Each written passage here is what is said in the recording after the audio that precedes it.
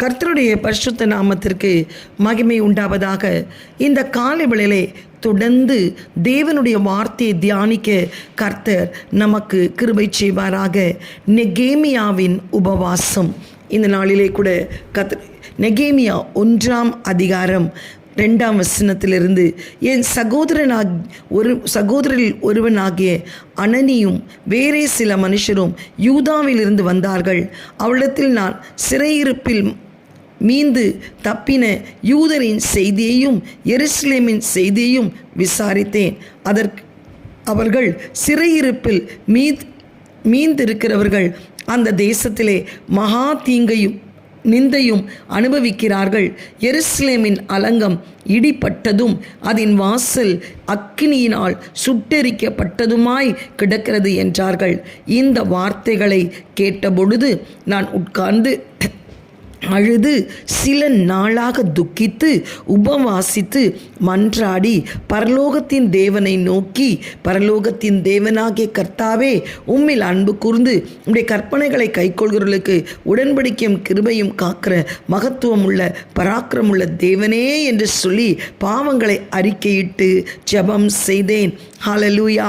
இந்த கால வேளையிலே கூட நெகேமியாவின் உபவாசத்தை குறித்து நாம் தியானிக்கும் போது, நெகேமியா அர்த்தசாஷ்டா ராஜாவின் நாட்களிலே ஒரு பெரிய பானபாத்திரக்காரனாய் காணப்படுகிறான். கர்த்தருக்கு ஸ்தோத்திரம் உண்டாவதாக. அவன் பானபாத்திர வேலையை செய்யும்போது சூசான் அரண்மனையில் இருக்கும் சம்பவித்தது. கர்த்தருக்கு ஸ்தோத்திரம் உண்டாவதாக. அவன் பானபாத்திரக்காரன் ஒரு அரசாங்க வேலையை செய்கிறான். அவன் புசித்த பின்புதான் ராஜா புசிக்க வேண்டும். அவ்வளோ ஒரு பெரிய பதவியில் இருக்கிறான். அப்பொழுது அவன் இடத்திலே வந்த சகோதரர்கள், எருசலேம் ஆலயம் இடிக்கப்பட்டு அது மண்மேடாய் கிடக்கிறது, அதை உயிர்ப்பிக்கிறதற்கு யாரும் இல்லை என்று சொல்லி வேதனையோடு வந்தபோது அவன் அதை நினைத்து நினைத்து நினைத்து துக்கித்து கொண்டிருந்தான். எவ்வளவு நாட்கள் துக்கிப்போம் என்று சொல்லி அவன் உட்கார்ந்து அழுது சில நாளாய் துக்கித்து அவன் உபவாசிக்க ஆரம்பித்தான். உபவாசிக்க ஆரம்பிக்கும் போது கர்த்தர் இடத்திலே பாவ அறிக்கை செய்தான். ஜனங்கள் செய்த எல்லா பாவங்களையும் அறிக்கை செய்து அந்த நெகேமியா 1ஆம் அதிகாரத்திலே பாவ அறிக்கை செய்து ஜெபிக்கிறான். 2ஆம் அதிகாரத்திலே பார்க்கும்போது, அர்த்தசாஷ்டா ராஜாவின் 20ஆம் வருஷம் நிசான் மாதத்திலே திராட்சரசம் ராஜாவுக்கு முன்பாக வைத்திருக்க நான் அவன் அதை எடுத்து அவருக்கு கொடுக்கும்போது அவர் முன்னே ஒருபோதும் அவர் சமூகத்திலே துக்கமுகமாக இருக்கவில்லை. அப்பொழுது ராஜா நெகேமியாவை பார்த்து, நீ துக்கமுகமாக இருக்கிறது என்ன? உன் வியாதி அல்ல, இது மனதில் துக்கமே ஒழிய வேறொன்றும் இல்லை என்றார். அப்பொழுது அவன் மிகவும் பயந்து ராஜாவை நோக்கி, ராஜா, என்றென்றைக்கும் வாழ்க, என் பிதாக்கள் கல்லறைகள் இருக்கும் ஸ்தலமாகிய நகரம் பாழானதும் அதன் வாசல்கள் அக்கினியால் சுட்டரிக்கப்பட்டதுமாய் கிடக்கும்போது நான் துக்கமுகத்தோடு இராது இருப்பது எப்படி என்று கேட்டபோது, அவர் என்ன வேணும் என்று சொல்லும்போது திரும்ப பரலோகத்தின் தேவனை நோக்கி அவன் ஜெபம் பண்ணி அவன் காரியங்களை எடுத்து சொல்லும்போது, ராஜாத்தியும் அந்த ராஜாவின் அருகாமையிலே உட்கார்ந்திருந்தாள். இருவரும் சேர்ந்து அவனுக்கு கர்த்தருக்கு ஸ்தோத்திரம் உண்டாவதாக அவனிடத்திலே அவன் பிரயாணம் எத்தனை நாட்கள் செல்லும் என்று கேட்டு இவ்வளவாய் என்று சொல்லும்போது அவனை அனுப்பி வைக்கும்படி அவர்கள் சித்தம் கொண்டார்கள். உபவாசத்தின் வெகுமதி உபவாசத்தின் பிரதிபலன் அந்த கர்த்தர் நெகேமியாவுடைய அந்த ராஜா அர்த்தசாஷ்டா அவன் மனைவி கண்களிலே தயை கிடைத்தது மாத்திரமல்ல, அவர்கள் கர்த்தருக்கு ஸ்தோத்திரம் அவனை போகும்படி அவர்களுக்கு ஒரு பிரயாணம் பண்ணும்படி அந்த ஆலயத்தை போய் கட்டும்படி அவனுக்கு உத்தரவு கொடுக்கப்பட்டது. அது மாத்திரமல்ல, ராஜா சொல்கிற ஒரு காரியம் என்னவென்றால், தேவாலயத்தில் இருக்கிற அரணின் கதவு வேலைக்கும் நகர அலங்கத்தின் வேலைக்கும் அவன் தங்க போகிற வேலைக்கும் வேண்டிய மரங்களை ராஜாவின் வனத்து காவலனாகிய ஆசாப் எனக்கு கொடுக்கும்படிக்கும் அதை ஒரு கடிதம் கட்டளையிடப்படுவதாக என்றான். என் தேவனுடைய தயவுள்ள கரம் அவன் மேல் இருந்தபடினால் ராஜா அவனுக்கு கட்டளிட்டார். அப்படியே நான் நதிக்கு அப்புறத்தில் இருக்கிற தேசாதிபடத்தில் வந்து ராஜாவின் கடிதங்களை கொடுத்தேன். ராஜா என்னோடு கூட இராணுவ சேர்வைக்காரரையும் குதிரை வீரரையும் அனுப்பி வைத்தார். ஹல்லேலூயா.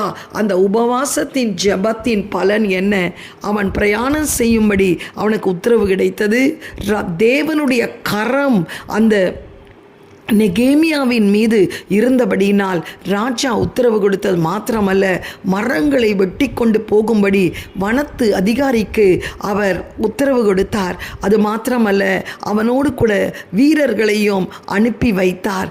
கர்த்தருக்கு ஸ்தோத்திரம். அவர்கள் அந்த இடத்துல போய் அந்த வேலையை தொடங்கும் போது எல்லா ஜனங்களுடைய ஒத்துழைப்பு கிடைத்து, வாரும் இந்த நல்ல வேலையை செய்வோம் என்று சொல்லும்போது, நாங்களும் வருவோம் கட்டுவோம் என்று ஜனங்கள் ஏகோபித்து செய்தார்கள். கர்த்தருக்கு ஸ்தோத்திரம் உண்டாவதாக.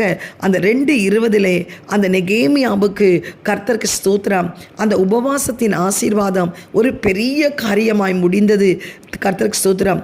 பரலோகத்தின் தேவனானவர் எங்கள் காரியத்தை கைகூடி வர பண்ணுவார் என்ற நம்பிக்கையோடு அவர்கள் ஊழியக்காரர்கள் தாங்கள் எழுந்து கட்டுவோம், உங்களுக்கோ வென்றால் எருசலேமில் பங்கில்லை, பாக்கியமில்லை, உங்கள் பேர் விலக ஒன்றுமில்லை என்று அவளுடனே சொன்னான். அவனுக்கு விரோதமாய் கர்த்தருக்கு ஸ்தோத்திரம் உண்டாவதாக சன்பலாத் தோப்பியாலாம் எழும்பின போது அவர்களுக்கு விரோதமாக இந்த சத்ருவுக்கு பேசினான்.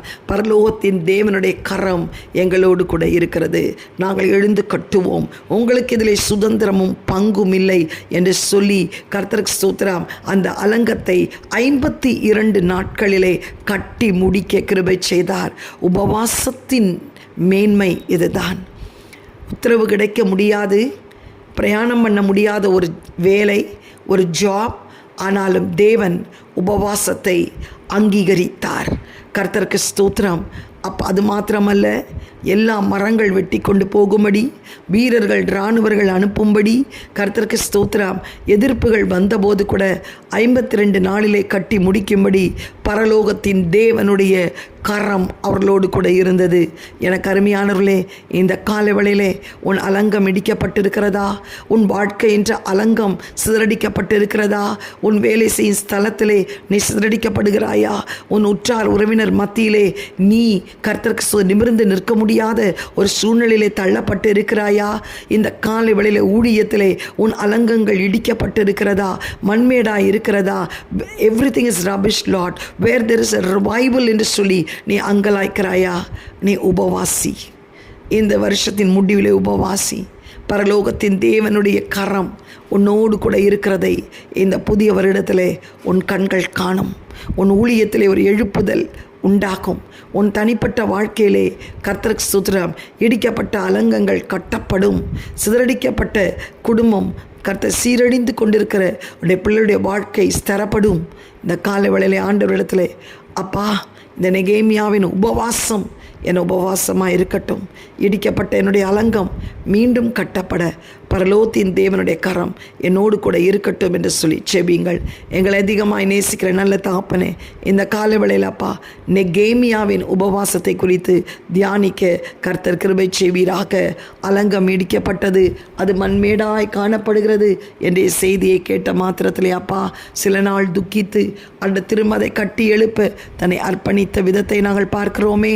ஆண்டவர் இந்த காலவேளையிலும் சுவாமி ஏசப்பா பிள்ளைகளுக்கு ஜெயம் கிடைக்க கர்த்தர் உதவி செய்யுங்க ராஜா. எந்தெந்த பகுதியில் இடிக்கப்பட்டு சிதறடிக்கப்பட்டு ஆண்டவரை ஒன்றுமில்லாத நிலைமையில் இருக்கிறார்களோ, நெகேமியாவின் உபவாசத்தின் பிரதிபலன் பரலோகத்தின் தேவனுடைய கரம் அவர்களோடு கூட இருந்தது. இந்த புதிய வருடத்தில் எல்லா சூழ்நிலையிலும் அப்பா என் தேவனுடைய வல்லமையுள்ள பராக்கிரமுள்ள கரம் எங்களை நடத்த போகிறது, எங்கள் பிள்ளைகளை நடத்த போகிறது. அப்பா தடைகளை நீக்கி எங்களை அழைத்து செல்ல போகிறேன் சுவாமி. ஆண்டவரே, உம்முடைய தயவுள்ள கரம், தேவனுடைய கரம் எங்களோடு கூட இருக்கிறதை ஜனங்கள் பார்க்க போவதற்காய், ஆண்டவர் எங்கள் சத்துருக்களுக்கு மத்தியிலே உம்முடைய கரம் வெளிப்படுவதற்காய் உமக்கு ஸ்தோத்திரம். 52 நாட்களுக்குள்ளாய் ஆண்டவரே காரியங்கள் ஜெயமாய் மாற கர்த்தர் உதவி செய்யும். இயேசுவின் மூலம் நல்ல பிதாவே, ஆமேன். God bless you all. Have a blessed day. Amen.